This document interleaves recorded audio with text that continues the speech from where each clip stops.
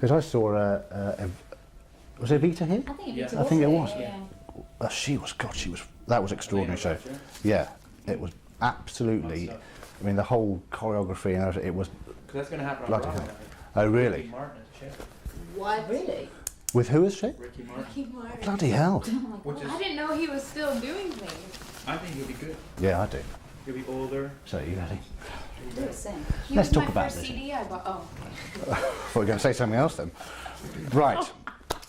Easy question to start, just so we've got to make sure we've got the levels right. Can we have both your names, then they're on the tape, then if anyone else should use it and they're not quite sure of the history and the future of the Phantom, then we know. My name is Ramin Karimloo, and I'm playing the Phantom in Love Never Dies. My name's Sierra Boggess, and I play Christine. Let's start with an easy question for both of you. One of these three words, please. Nervous, excited, or exhausted? Exhausted, nervous. Cheating? Okay, if I had to choose, all excited. Excited. I mean, this is a massive deal, isn't it? Yeah. Let's start with you, Sierra. I mean, you have opened in Christine before, but that was in Las Vegas, Yeah. and that was a version of the Phantom. Yeah. This is a new show, same character. What's the difference between the characters? Let's start there. The difference between Christine. Yeah, from Phantom of the Opera and the Phantom in this. Well, the major difference is that she's 10 years older, and she has a child, and she's married. So she's sort of made a choice in this one, where in the first one she's young and she's still dealing with the death of her father. I think is a huge part of what she's going through then, and how the Phantom relates to that sort of angel of music, father, all that kind of stuff. Now it's really about who she's grown into and how her choices have made her who she is today.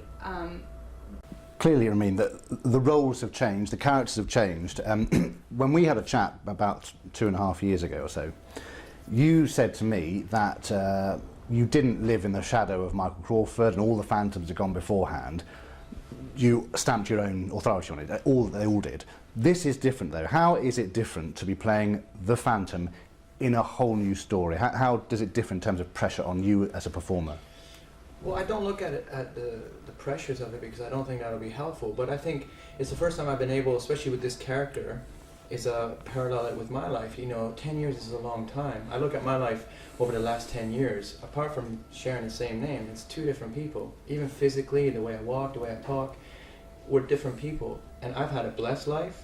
So dealing with what society, the circumstances of my life and how different I've changed, I look at the Phantom who socially, his environment, everything has been turned up on its head. So how that affects his psyche it's a tremendous change.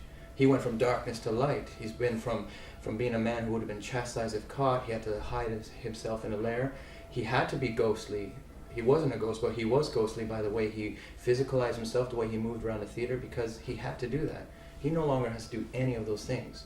So that would change someone.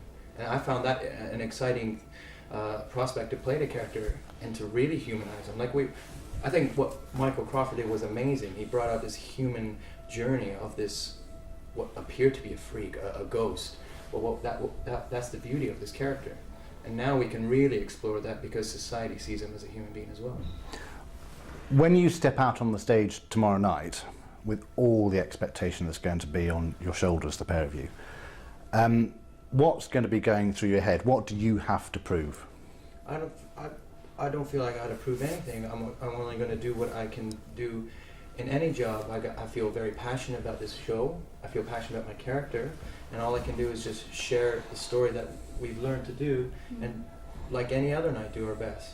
It just happens that in this business we have our press nights, and I guess there is a pressure, and I feel more for people like Andrew and Jack because there's a lot riding for them. But I know I'm going to give my best like I would any other night. I'm excited. I believe the show has a long future. It comes with a lot of expectations, I know, but at the same time, it's a beautiful show. Sierra, as a performer, those expectations, are they increased by the fact that this is another Lloyd Webber show, or do you perhaps take a little bit of comfort in the fact that, hey, Lloyd Webber's out there and he's pretty good at this sort of thing? I personally, I do take comfort in the fact that he's out there, and you know, because we've gotten to know him so well throughout this process, I'm comforted in knowing that he's there. I'm comforted in knowing, you know, when I'm singing his music, I'm not thinking, oh, I wish it was different. I'm thinking, this is the most amazing music of my life to be singing right now. So I know that it does come, I know people have expectations because he is a genius, and people are fascinated by him and what has he come up with next, and that's why there's so much interest in this show, because Phantom of the Opera is a beautiful score and it's an incredible show, and so people do think, how can you have another show as spectacular as that? But we're not competing to try and make this show better than that. We're just adding on to it, and it's his choice of he feels so passionately about Phantom of the Opera. But you were his choice. He chose you personally. Me? Oh yeah. I feel amazing about that. I feel really so lucky that I get to be the first to pave the way for Christine's, hopefully many Christines to come, that get to explore her journey 10 years on. Because anybody who's played Christine before in Phantom of the Opera, I think I can speak for myself, and I loved playing Christine. I love her, and I really understand her, and so it's really fun for me to get to explore her now, 10 years on, and I'm honored that Andrew thought that I was the girl for the job. There have been obviously a lot of people that have seen the previews. One or two, as you're probably aware, have said not particularly nice things in blogs, not about you, but about the show. Does that worry you, or do you expect some people to frankly diss it anyway? How does that? Well, yeah, I think with any sort of artistic thing anyone does, there's going to be people who like it and people who don't like it. There are going to be people that want it to fail. That's right. But that's what I don't get is, we had this before we started, but to kind of be so passionate about something that they haven't seen yet, I never get that. But you know what?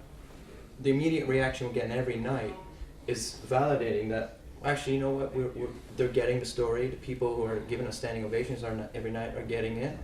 But there's going to be people that don't like it and who won't come back. But the majority, from what we're seeing, are really getting it. We try not to, we don't read those sort of blogs or anything along those lines, because it's not helpful. But I think you're right, because society and people who have seen Phantom 1 have sort of taken ownership of it, and we owe a lot to those people who have kept it running and seen it for so many years.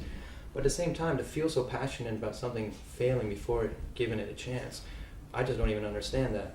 But every night we're getting an immediate reaction that people are getting this story, they are enjoying it, we're getting standing ovations, and it's almost like a full house. And the more we do the previews, the better the show's getting, the more established it's getting, and the reactions are getting better and better. So, do you have to have seen Phantom of the Opera to understand Love Never Dies? No. It stands alone. It stands alone. And, you know, it's cool if you've seen Phantom of the Opera, because then you get to go into this knowing the characters before, but it really is, it really does. It does stand on its own, because as well, our characters are different people now. So there will be a sense of, if you see them back to back, like in a matinee and evening, there will be a bit of like, oh, these guys, they're different people. I like your but thinking. That's the whole point. We are not the same people. All right, final question to you both. It's hours are ticking away. The big night is almost upon us, very nearly upon us. What is going through your head? I mean, is it a relief that you're about to do it? Is it absolute nerves as to what might actually happen? There is going to be a huge reaction to this in the papers here. Be surprised if it doesn't make some of the front papers on Wednesday morning. Are you ready for that? I mean, you know what you're caught up in here. Oh! You make me nervous. Now we're nervous. You know, the word you use, relief. I'm glad that it's, because the show's ready. People will make what they want on Tuesday night. Do I believe the show will run and it will be successful? I wholeheartedly believe that. I feel passionately about that. So, you know, even like the first one, it didn't get the best reviews, did it? I don't know. I honestly don't know, because I never read reviews. I still haven't read reviews from shows that I've done before. They've been quite good. Cool. I don't know that about Phantom of the Opera, and I'm so proud of this show that honestly my goal is just to tell the story, just get out there and tell the story. And we always say to each other, we have nothing to prove, only to share. And we remind each other of that all the time, so that hopefully Tuesday, you know, when it is such a big night and it does hit you, and there will be a different electricity in the audience. And you know what, as many people as we've talked about, the people that, you know, are wanting this to fail, and there, as many people as there are like that, there's also many people who are so excited about this, and we're going to feel that people are going to be so excited because we're so excited and we're ready to tell this story. And obviously Andrew was ready to tell this story now at this time in his life, and we're just lucky that we get to be the ones to tell it. Okay, let's hear you both in unison. Bring it on. Let me hear you say bring it on and mean it. Bring it on. That'll do me. Perfect. Great, thank you very much. If you can sit for 1 minute while you get a quick. No, it's just a cutaway. It's just Well, I'll go when we're ready to go. So you're 2 boys, isn't it? 2 boys, yeah. And obviously both in local schools. Yeah. And how's that going? Are you enjoying It's that? going good, yeah. Yeah. But what I really want to talk about, so she gets into characters, when we met 2 years ago, to this day, she's the most annoying person I've ever had to work with. Yeah. You know what I mean? No, I'm joking. Your face saw that I was very I had serious. no idea. I thought I could It's a believe good it. one. I'm gonna punch you so That's hard fine, really. when this interview's over. Yeah. Yeah, hang No, on. she's Just awesome. keep it hold just for a little bit longer. Sorry, that's it. I don't know if saying anything about this distraction. 2 naughty children. That's why we are. You see the DVD that Andrew did. He was talking about the chemistry between them is amazing and it's unbearable at times, and it cuts to us just messing around. Behaving like naughty. Did someone find that for you to say, or did you go? They I can't found believe it you went for fat me. hunting yourself. They found it, and I went and looked at it one of the last times that we were here. And I just I literally go across the street and go home. But this idiot has to go. He has to go an hour home, so that's stupid of you, isn't it? That you bought a house all the way out there.